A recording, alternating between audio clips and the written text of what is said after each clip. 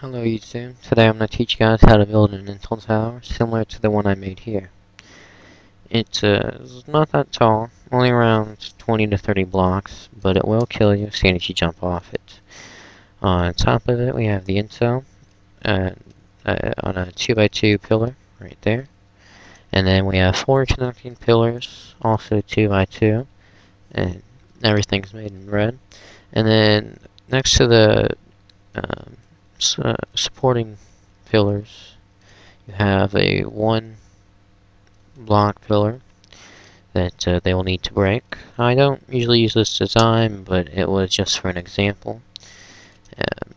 Remember that when you're building pillars, everything should either be 1 block tall or 2x2.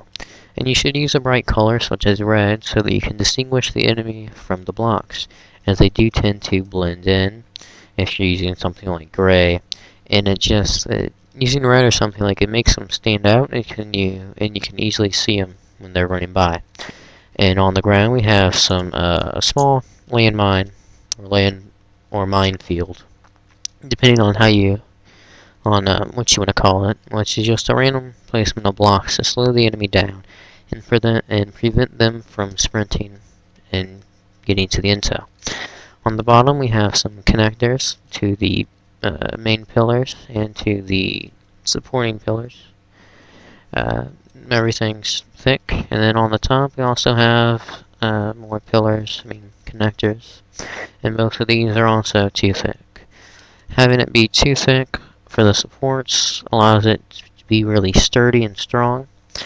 And yeah, so now I'm just going to teach you guys a little bit about how to build the intel tower. I'm not going to go into much detail, and it's pretty straightforward. So it's going to be a bit smaller, and it isn't going to be as much detail as this one, but it will show you guys the ropes of how to do it. Let's get started. Alright, so we're now going to build our own intel tower. We're going to start by building in red always, as I said before, bright colors are good. And you do a 2x2 pillar and build it pretty high up.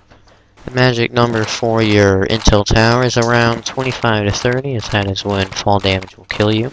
Anything less is just a bit too short, and it allows the enemy to easily build up the intel tower, take the intel, and run without dying that much. Having a tall height will allow it to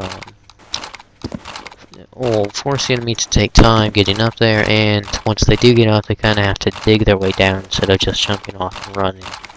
So let's finish this up here.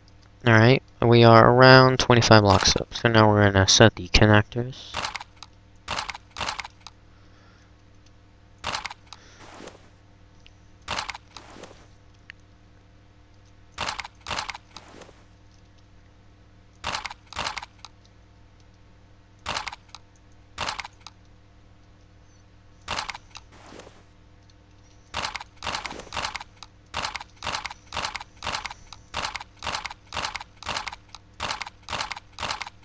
And now we're going to do 2x2 pillars and everything, just like we did here. Alright, so we've done all 4 pillars but 1, and so we're going to do this one together. What I do is I use click and drag to easily get the job done. So right click, jump down, make sure everything's lined up, and there you go. You see, now we have 1 done. I'm going to do this 1 more time. And then build up again. And then we're going to do the top of the intel tower, make sure everything's good up there. The top doesn't take much work, but we should do a little bit so it's not just like this.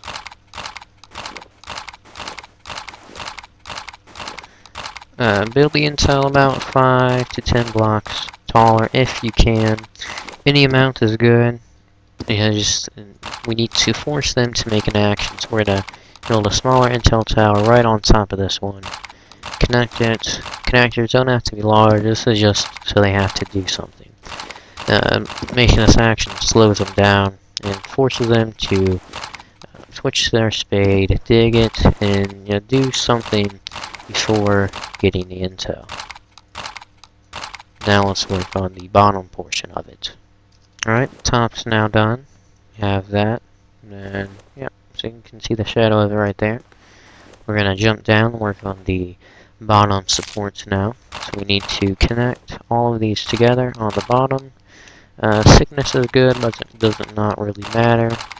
This forces them to break something if they're trying to break it. Usually when towers are built like this, I usually just try and climb up it. But yeah, so add these a little bit more. Okay, almost done.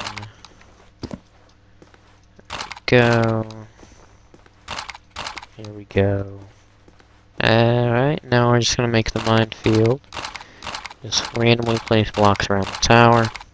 This sets things up so that they cannot just run in and sprint, get the intel, and build, and do whatever. It should be random. If there's any sort of order, it kind of messes it up. So yeah, just randomly place blocks around whatever you're trying to obscure. And this is your intel tower. I did mess up a little bit there, but that's okay. And yeah, so let's go into spectator real quick and show it all off. Alright, so here's our finished intel tower. We got the mine field on the bottom, connectors up on top, mini intel tower, intel, connectors, blah blah blah, and a final look at the one I made earlier, just so if you guys want to look at it again. And this design does not take that long. Took me about 5 to 10 minutes, probably just around 5 minutes. So this one is a bit more detailed, and it will take them a little bit longer to break than that one. But this one takes more time as there's more pillars. So it just depends on your time limit and what you guys are working on at the moment. This one doesn't have the mini intel tower on the top, as I was just running a bit low on time. So yeah, so now you guys know how to build intel towers. I hope you enjoyed. Any tips you want to share would be good. It's always nice to see new designs. Intel towers are good for the offensive side of the team, as it doesn't force you to be at your spawn the whole time like intel holes do. And they're really easy to defend as well. And so yeah, hope you guys enjoyed.